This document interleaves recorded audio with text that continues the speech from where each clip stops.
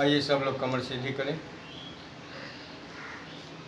आंखें बंद, मन शांत, शरीर शांत, लंबी गहरी श्वासों के साथ ओम का उच्चारण।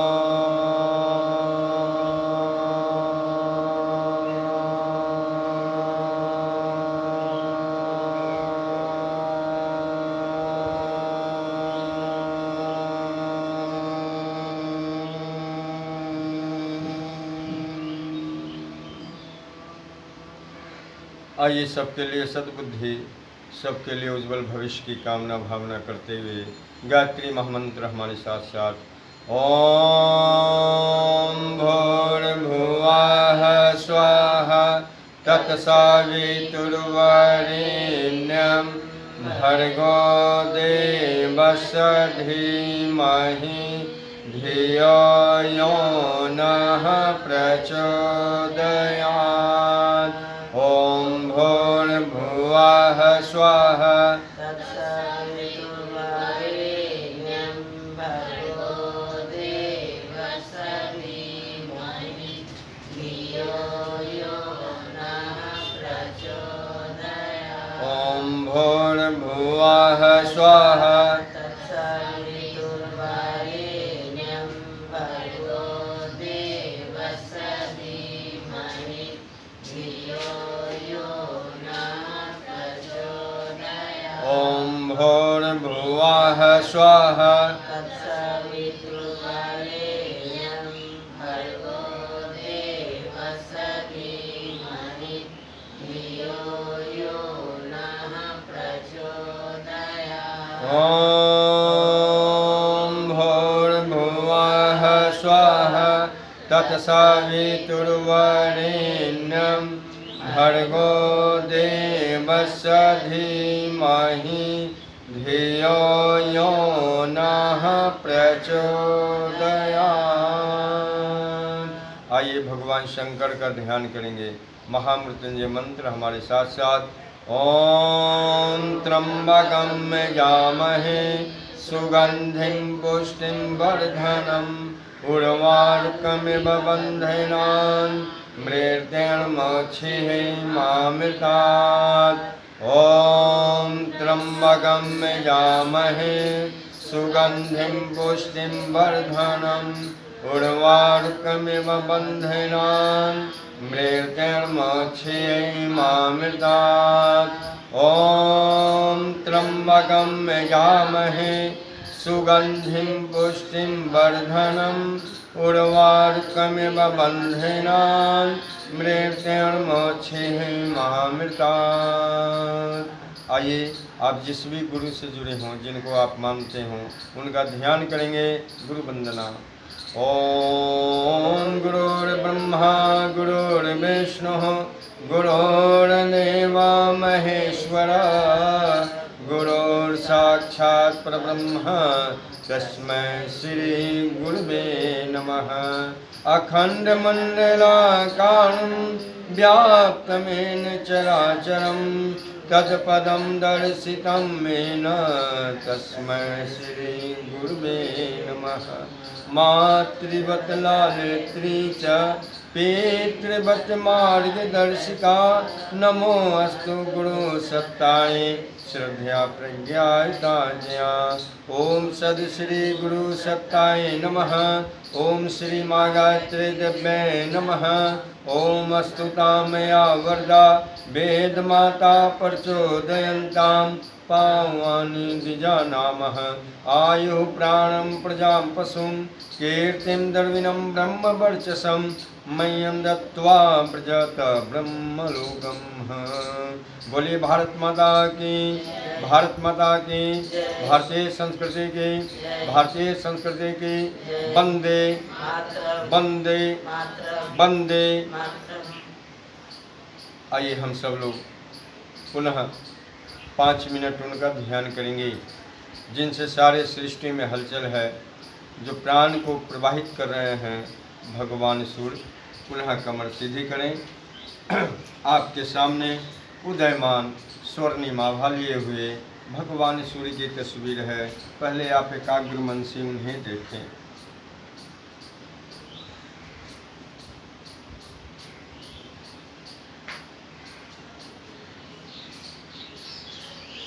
आंखें बंद, मन शांत, शरीर शांत।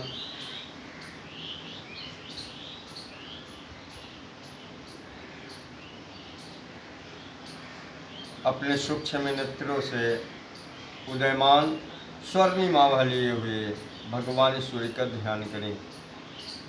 ध्यान की एकाग्रता बढ़ाएं। मन इधर उधर भाग रहा हो, उसे भगवान सूर्य की छवि में लगाएं। भावना करें भगवान सूर्य की सुनहरी किरणें हमारे समस्त शरीर पे पड़ रही हैं। महसूस करें उन किरणों की ताप ऊर्जा हमारे अंदर प्रवेश कर रही हैं। हम अंदर से ओजस्वी, तेजस्वी और बलवान बन रहे हैं। हमें सुख और आनंद का अनुभव हो रहा है।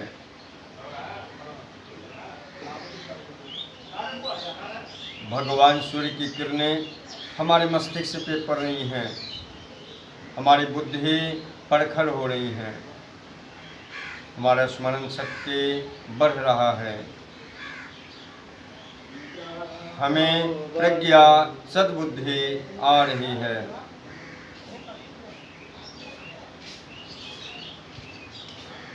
भगवान सूर्य की किरणें हमारे हृदय संस्थान पे पड़ रही हैं। हमारी भावनाएं शुद्ध और पवित्र हो रहे हैं।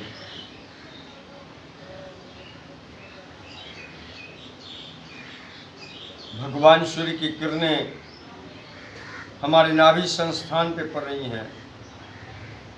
हमारी समस्त नस नाड़ियाँ सक्रिय और बलवान बन रही हैं। हम अंदर से ओजस्वी, तेजस्वी और बलवान बन रहे हैं। हमें सुख और आनंद का अनुभव हो रहा है।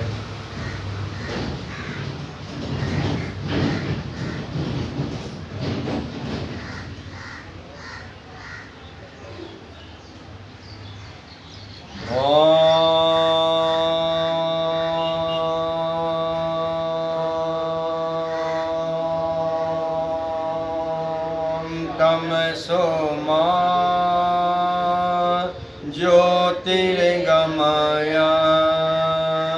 ओम असतो मा सद्गमय ओम मृत्युमा अमृतम गमय। ओम शांति शांति शांति। दोनों हथेलियों को आपस में घर्षण करें, गर्म करें।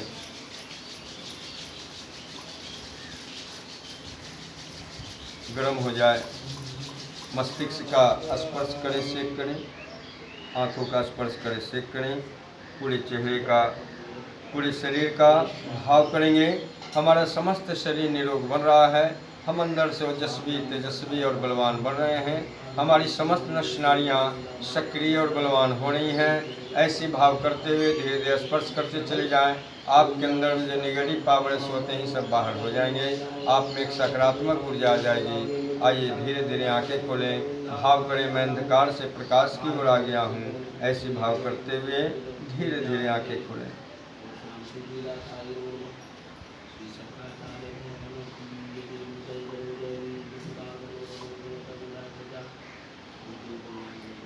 पैर को सीधा कर लें।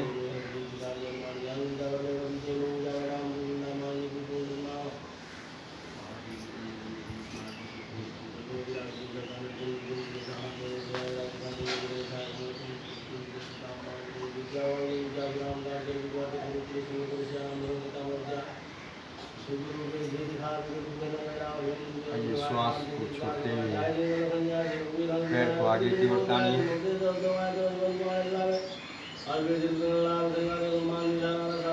श्वास लेते हुए पीछे की ओर पूरी तानिए। श्वास छोड़ते हुए आगे। लंबी गहरी श्वास लेना, अंदर से पूरी श्वास को निकालना,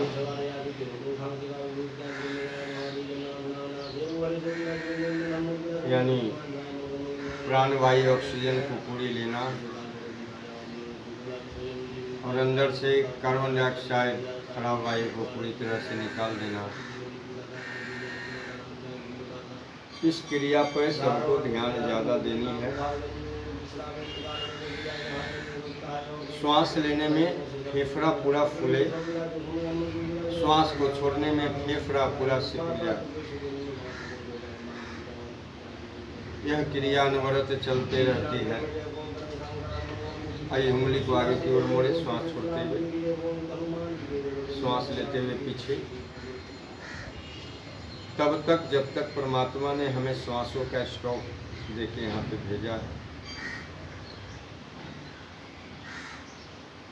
हम अपने कर्मों से श्वासों का स्टॉक कम भी कर लेते हैं और ज़्यादा भी कर लेते हैं।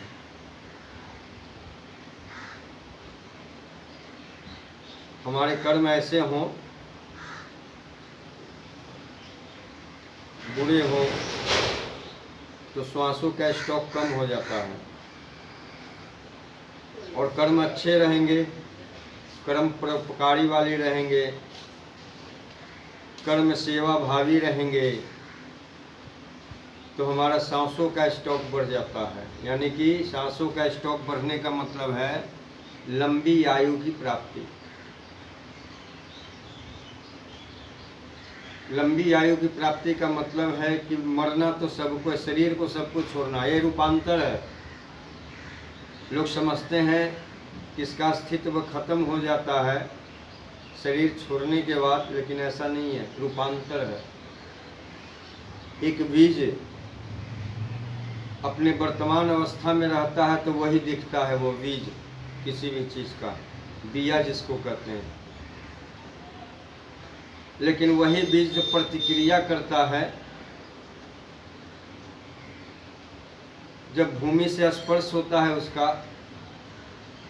और उसमें जल प्रकाश यानी अग्नि का समावेश होता है, और प्रतिक्रिया करके वही बीज पौधा बन जाता है, तो उसकी आकृति अलग हो जाती है, रूपांतर हो जाता है बीज, उसकी आकृति अलग हो जाती है। पैर को गोल गोल घुमाइए। लेकिन वही बीज पौधा बन के आगे बढ़ता है, वृक्ष बनता है, तो उसकी आकृति अलग हो जाती है। वही बीज है लेकिन रूपांतर हो गया, आकृति बदल गई। यही स्थिति होती है जीव की। अभी जीव वर्तमान स्थिति में इस भौतिक शरीर में है जिसे मानव कहा जाता है। यही जीव जब शरीर छोड़ देता है तो उसकी आकृति बदल जाती है, रूपांतर हो जाता है, लेकिन वो नाश नहीं होता, उसका अस्तित्व उसका कायम रहता है। जो कि विभिन्न माध्यमों से कभी कभी अपने अस्तित्व का प्रदर्शन भी वो करता है। घुटने को पीछे खींचे, आगे छोड़ें। छाया के रूप में, किसी रूप में वो अपने अस्तित्व का प्रदर्शन भी करता है कि हम हैं।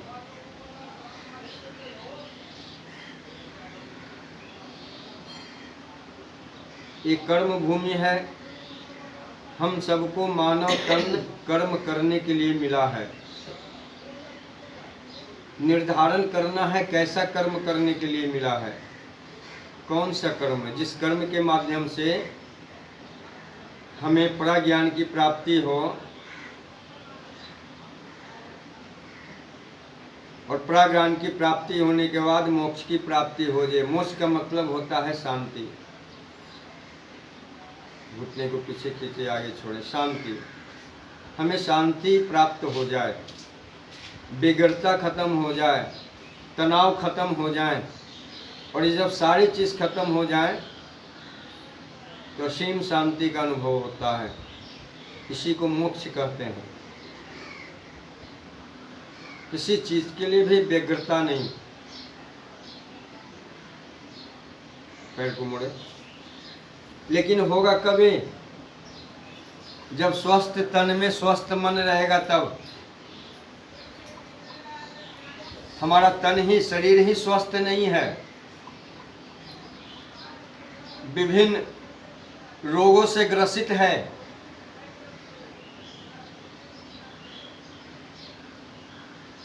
तब इस शरीर में जो जीव है वो अशांत रहता है और अपनी बेगरता को जीव मन के माध्यम से व्यक्त करता है।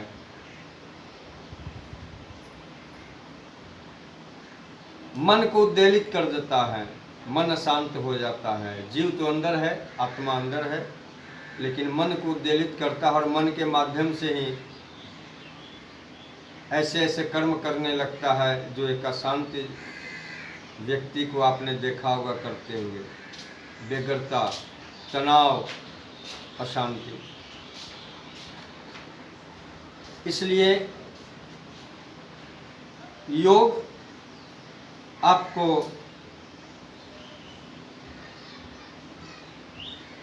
जोड़ने का काम करता है। किससे? उस परम पिता परमात्मा से।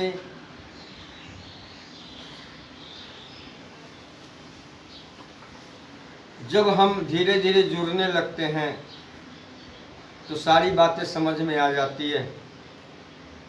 जीवन क्या है? उंगली को मोड़े खोलें। ये मानव जीवन हमें किस लिए मिला है? हमारे कर्म कौन हैं? कैसे कर्म होने चाहिए?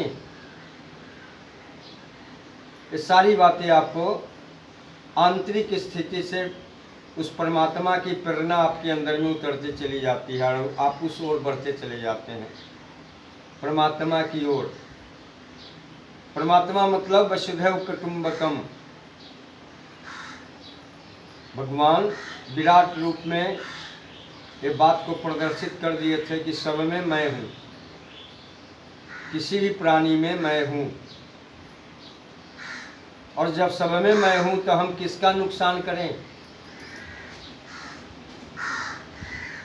अगर कोई जबरदस्ती नुकसान किसी दूसरे को करने की कोशिश करता है, उसका परमात्मा निदान कर देते हैं किसी भी रूप में। उसको शरीर को छोड़ने के लिए मजबूर हो जाना पड़ता है समय से पहले। अंगूठे को अंदर करें, मुट्ठी बंद करें, खोलें।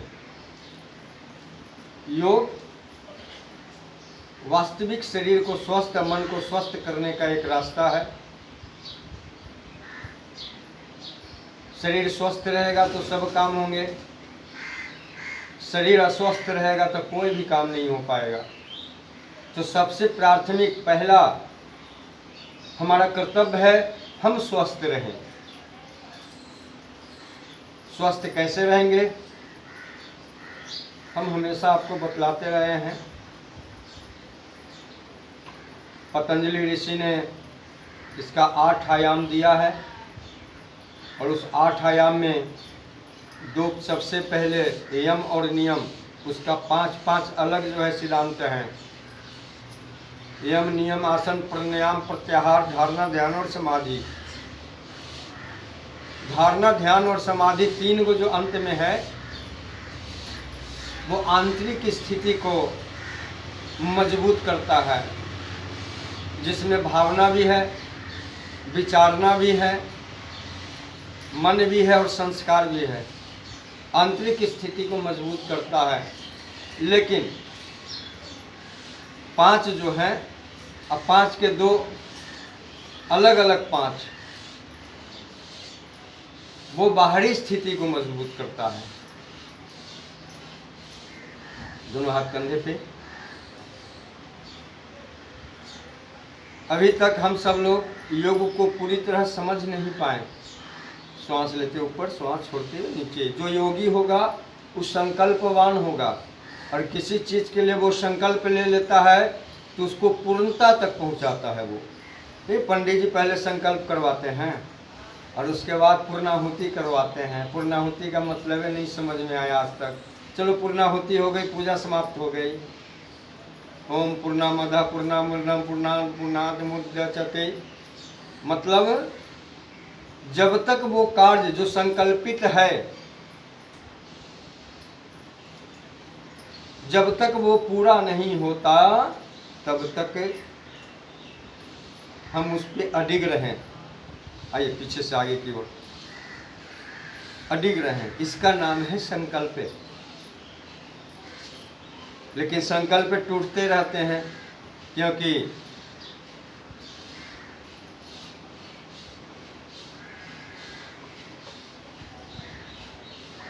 उनमें वो चीज़ को प्राप्त करने की व्यग्रता नहीं होती है, किसी भी चीज़ को, इसलिए संकल्प टूटते रहते हैं।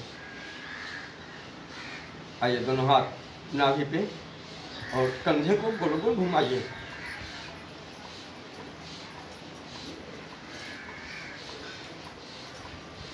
इसलिए हमें लंबी आयु मतलब 120 वर्ष,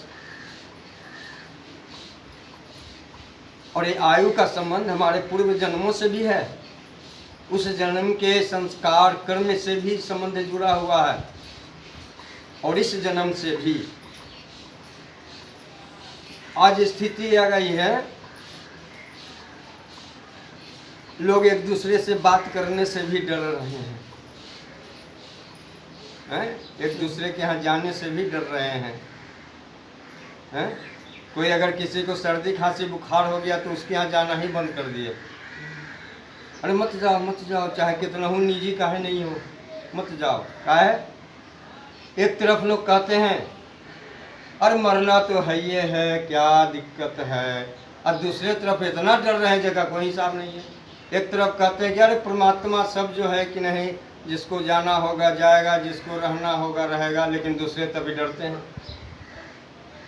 डरते एक ही विचारधारा के इसलिए डरते हैं कि हम अकेले न जाएंगे, अकेले आना अकेले जाना। नहीं होता क्या है कि सट्टा ऐसी हो जाता है, छुआछूत वाला एक बाय है आप। इसीलिए तो करें ना कि अपने आप को मजबूत बनाइए।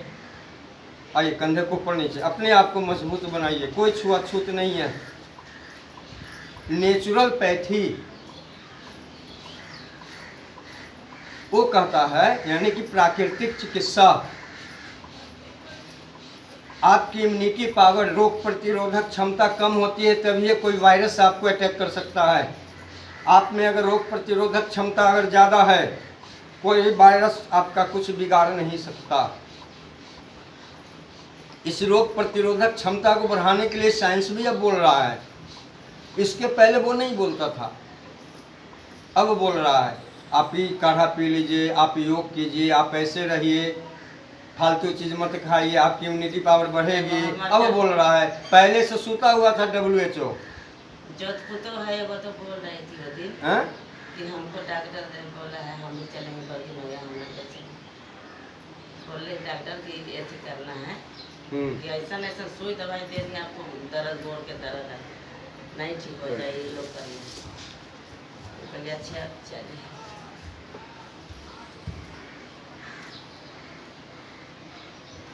श्वास छोड़ते हुए आगे मस्तिष्क को ज़मीन से सटाएंगे। हाँ, अपनी क्षमता के अनुसार ज़बरदस्ती नहीं करना है और अपनी क्षमता के अनुसार रुकेंगे।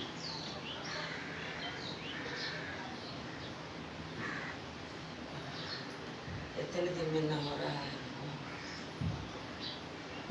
श्वास लेते हुए सीधा, इतने दिन में नहीं हो पा रहा है।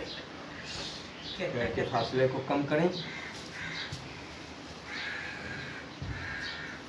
दोनों हाथ को बांधिए, श्वास छोड़ते हुए आगे, श्वास लेते हुए पीछे चलिए। घुटना नहीं उठना चाहिए, पैर सीधा जमीन से सटा रहे। श्वास छोड़ते हुए आगे, श्वास लेते हुए पीछे की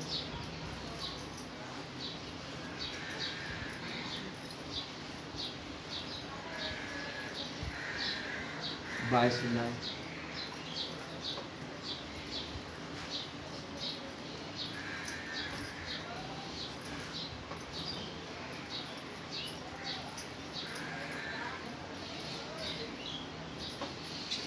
विश्राम।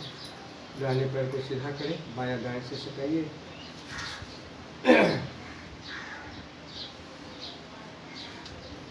श्वास लेते ऊपर, श्वास छोड़ते हुए आगे झुके, पैर के पंजे को पकड़ें, धीरे धीरे आगे झुकते जाएं, श्वास को छोड़ते जाएं, पेट को सिकोड़ते जाएंगे, नासिका को घुटने से सटाएंगे, सटाने की कोशिश करेंगे, घुटना जमीन से उठेंगे, अपनी क्षमता के अनुसार उठेंगे। श्वास लेते हुए सीधा, बाएं पैर को सीधा करें, दाहिना बाएं से सटाइए। श्वास लेते ऊपर, श्वास छोड़ते हुए आगे झुके, पैर के पंजे और पीछे आप चल जाइए, और पीछे चल जाइए वहाँ पे। आगे ना रुकेंगे, चलेंगे, रुकना भी नहीं है, पहले से आएंगे थे। श्वास लेते हुए सीधा, दोनों पैर को यही नहीं हो पा रहा है, यही नहीं हो पा रहा। श्वास लेते ऊपर, श्वास छोड़ते हुए आगे झुके, दाहिने से बाएं, बाएं से दाहिने अंगूठे को पकड़ें, धीरे धीरे आगे झुकते जाएं, श्वास को छोड़ते जाएं, पेट को सिकोड़ते जाएंगे, नासिका को दोनों घुटने के बीच में सटाएंगे, सटाने की कोशिश करेंगे, घुटना जमीन से ऊंचे नहीं, अपनी क्षमता के अनुसार रुकेंगे। श्वास को रोक सकते हैं तो ठीक है, नहीं तो हल्की हल्की श्वास ले छोड़ें।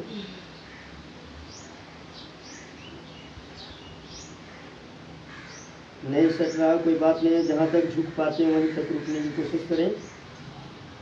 श्वास लेते हुए धीरे धीरे सीधा हो जाइए, लंबी गहरी श्वास लेना और छोड़ना।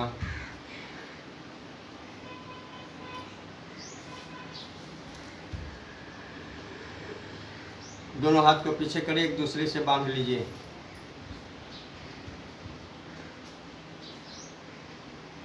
श्वास छोड़ते हुए आगे झुके, हाथ आसमान की तरफ जाए, मस्तिष्क के दोनों घुटने के बीच में, घुटना उठे नहीं, अपनी क्षमता के अनुसार उठे।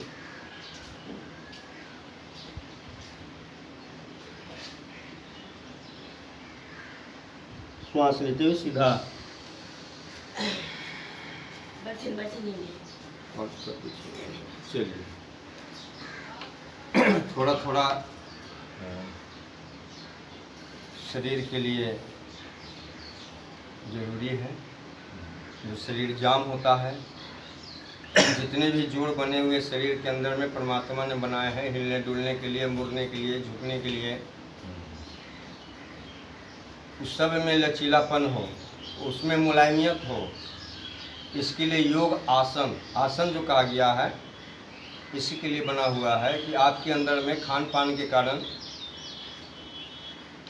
जो कचरा जम जाता है नस नाड़ियों में, धमनियों में, उसका निष्कासन हो,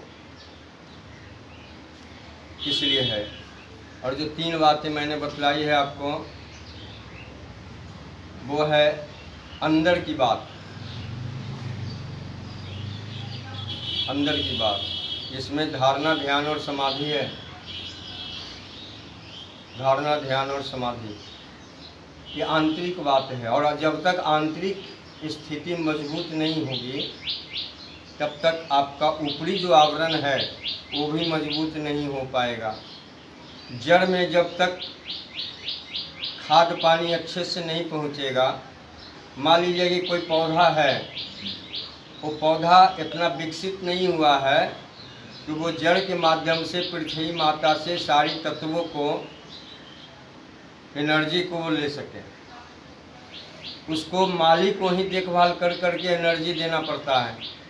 लेकिन जब वो पौधा विकसित हो जाता है तो फिर माली को उस पौधे से कोई मतलब नहीं होता, फिर स्वयं वो पृथ्वी माता से सारे रस को, सारे तत्वों को, सारे एनर्जी को खींचने लगता है और वो जीवित रहता है अपने जो है कि नहीं आयु काल तक, जब तक परमात्मा ने उसे सूखने का मौका नहीं दिया, यानी ख़त्म होने का मौका नहीं दिया है, तब तक वो जीवंत रहता है, लोगों को लाभ देता है, फल देता है, छाया देता है, ऑक्सीजन देता है। इसलिए हम सब लोग इस बात को समझें, आंतरिक स्थिति दुरुस्त होनी है। कैसे होगा वो होगा आपके योग के माध्यम से। तो पहले क्या है, आपको किसी चीज़ की धारणा बनानी पड़ती है। धारणा का मतलब है संकल्प लेना पड़ता है कि हमें झोला उठा के जाना है भट्टी पे और सामान लेना है। ये पहले काम करना है हमको। ये पहले ध्यान में लगा के हम चलते हैं घर से। इसका नाम है धारणा, संकल्प कि नहीं हमें सब्जी लेके आना है, बनाना है, खाना है। बाजार में जाते हैं, उसमें समय लगाते हैं, अर्थ लगाते हैं, तब सब्जी की प्राप्ति होती है। और उसके बाद बनाते हैं, मेहनत करते हैं, ईंधन का खपत होता है और भी उसमें अर्थ लगता है, मसाले हैं, तेल है, ये सब, तब जाके आपको सब्जी जो है मिलता है भोजन के रूप में। ये संकल्प हुआ। एक दिन अगर सब्जी नहीं मिले, रूखा सूखा छुच्छे खाना पड़े, तो मन व्यग्र हो जाता। यही व्यग्रता योग में होनी चाहिए। यही व्यग्रता जिसको योग में आ गया, समझिए कि उसका सफल हो गया योग। ये व्यग्रता होनी चाहिए। सब काम छूट जाए तो छूट जाए, लेकिन योग समय पे नहीं छूटे। ये व्यग्रता होनी चाहिए आप अपने अंदर में।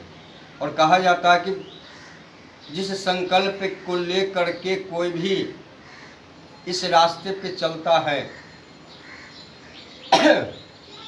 परमात्मा उस रास्ते को सुलभ करते चले जाते हैं। हाँ, रास्ता बनाते चले जाते हैं, वो काम जो है पूर्ण हो जाता है। इसलिए धारणा पहले जरूरी है कि हमें अमुक काम पहले करना है।